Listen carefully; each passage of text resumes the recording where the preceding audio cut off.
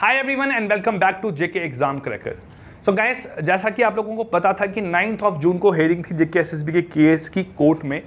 अब जो है उसकी नेक्स्ट हेयरिंग डेट जो है वो 1 महीने बाद, 2 महीने बाद, 3 महीने, अप्रॉक्स आप 4 महीने मान के चलो, 18 सितंबर को जो है वो उसकी नेक्स्ट हेयरिंग डेट आई है। मतलब कि अगले 3-4 महीने जो है एग्जाम कंडक्ट होने के कोई चांसेस नहीं है।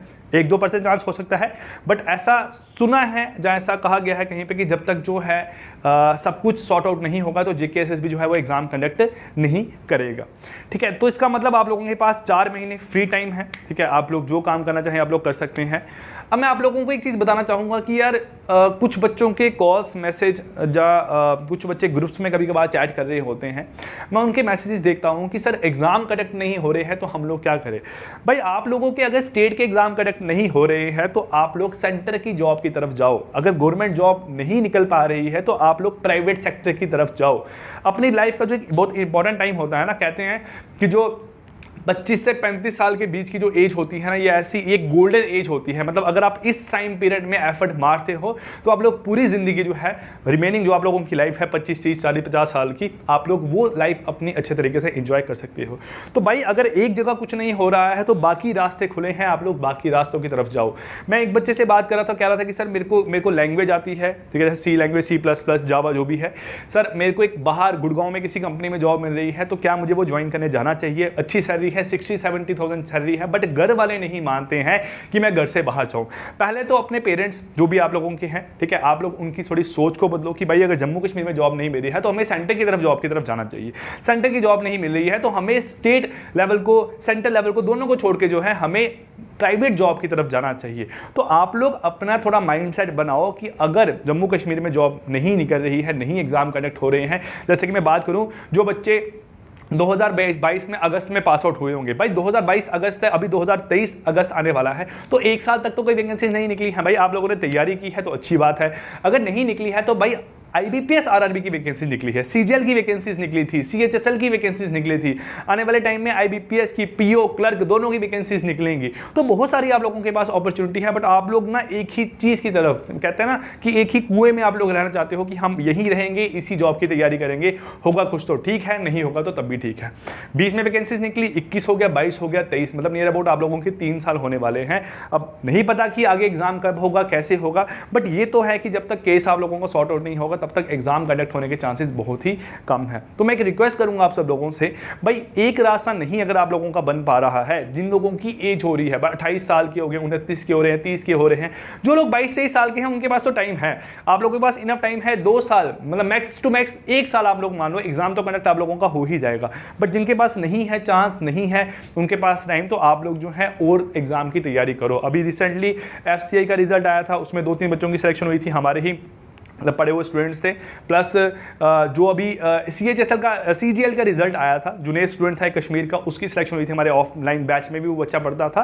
तो आप लोग अगर स्टेट लेवल के साथ साथ आप लोग अगर सेंटर लेवल को भी लेके साथ में चलोगे ना, देखो होता कुछ नहीं है, थोड़ा बहुत डिफरेंस आप लोगों का रहता है। जैसे आप लोग VLW एग्जाम की तैयारी कर रहे हो, सेम सिलेबस आप लोगों का CGL का रहता है, सेम आपका CHSL का रहता है।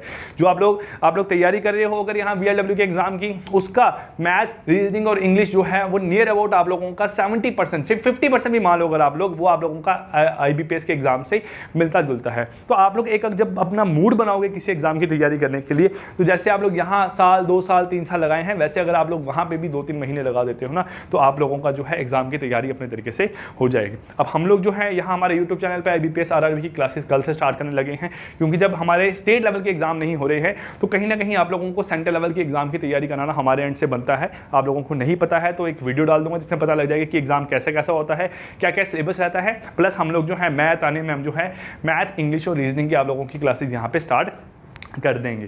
थोड़ा सा आप लोग अपना माइंडसेट चेंज करो। एग्जाम मेरे को नहीं दिख रहा कि होने के चांसेस हैं, 2-3-4 महीने हो जाएगा तो अच्छा है, बट नहीं अगर हो रहा है तो कोई अदर एग्जाम्स की आप लोग तैयारी करो। एक बात तो ये रही है आप लोगों के लिए। साथ में थोड़ा सा माइंडसेट ये लेके चलो कि भाई जो भी चीज़ें सॉर्ट आउट हो रही है कोर्ट में, वो सब आप लोगों की भलाई के लिए हो रही है। देखो ऐसा तो नहीं है कि भाई कुछ भी कोर्ट में चल रहा है, कुछ भी केस है, कुछ भी रीज़न है, कोई एक प्रॉपर रीज़न है जिसके अगेंस्ट केस हुआ है और उसको सॉर्ट आउट होगा तभी आप लोगों का जो है एग्जाम कंडक्ट होगा।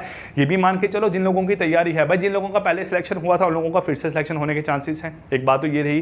प्लस हार्डवर्क करते रहोगे तो भाई जो बच्चे पीछे हैं वो भी आगे आने के चांसेस हैं। जहां पे आप लोग डिले हुए वहां से आप लोगों का जो एग्जाम की सिलेक्शन है वो भी आप लोगों की डिले हो जाएगी, आप लोगों की सिलेक्शन वहां से नहीं हो पाएगी। तो जो टाइम है मिल रहा है, जो चीजें छोटी छोटी वीकनेसेस होती हैं भाई, जैसे मैं खुद की बात करूं तो मैं बात करूं यार, चलो यार कोई टॉपिक है, अगर मैं बात करूं कि चलो सपोज मैंने बोल दिया एक अलजेब्रा टॉपिक है, ठीक है, मुझे अगर प्रॉपर तरीके से नहीं आता तो मैं इस टाइम में उस टॉपिक को उठा के उसको अच्छे तरीके से पढ़ने की यहाँ पे कोशिश करूंगा, है ना। आप लोग अकाउंट्स पढ़ रहे हो, आप लोगों को अकाउंट्स में लग रहा है भाई वाउचर अप्रोच मुझे यहाँ पे नहीं आता है, तो भाई वाउचर अप्रोच को पकड़ो, जो जो उसकी खाल उधेड़ सकते हो उधेड़ लो, वहाँ से जो जो सीख सकते हो सीख लो। तो टाइम को यूटिलाइज करो अच्छे तरीके से, ऐसा मत करो टाइम को कि भाई निकल रहा है, छुट्टियाँ हैं, छुट्टियाँ वाला टाइम है, जब एग्जाम आएगा हमें महीने का टाइम मिलेगा, हम उस महीने में सब कुछ रिविजन कर लेंगे। फिर आप लोग कॉल करके कहते हो कि सर जीके एसएसबी ने टाइम कम दिया, एग्जाम बड़ी जल्दी कंडक्ट हो गया। भाई ऑलरेडी 3 साल का टाइम दे दिया है, अभी भी जिस बच्चे को रिविजन के लिए टाइम चाहिए होगा तो वो बच्चा मतलब ऐसा है कि उसकी सिलेक्शन कभी नहीं हो पाएगी। तो आप लोग जो भी एग्जाम्स की तैयारी कर रहे हो भाई अच्छे से तैयारी करो।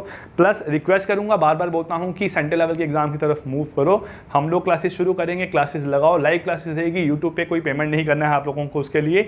तो पढ़ो, आके कुछ सीखो, कुछ ना कुछ आपको सीखने को ही मिलेगा। आप लोगों की जो VLW के एग्जाम है उसमें भी बहुत ज़्यादा आप लोगों की इससे हेल्प मिल जाएगी। So guys I wish you all the best, thank you so much, bye bye and take care.